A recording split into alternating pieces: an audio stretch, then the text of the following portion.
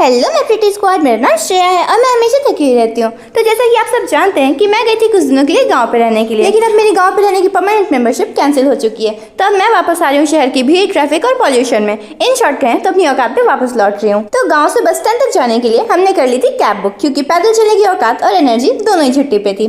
तो फाइनली हम bus stand पहुंचे और भाई साहब हमें मिल गई एसी बस। मेरा तो मन ही झिंगा लाला हो गया। और भाई एसी बस मिलते ही ना मेरी बॉडी ने बिना मेरी परमिशन के शट डाउन मोड एक्टिवेट कर लिया। मैं पूरी जर्नी बस सोती रही और मेरी आंखें खुली सिर्फ पहुंचने के बाद, वो भी मेरे पापा के उठाने के बाद। एनीवेज तो पहुंचने के बाद मैं लगी अपने सामान ढोने की ड्यूटी पे। क्या मतलब, घर की अनपेड मजदूर हूँ मैं। और भाई मैं ऑलरेडी थकी हुई थी, लेकिन थकीली औलाद की जिंदगी में चैन नाम की तो चीज ही नहीं होती।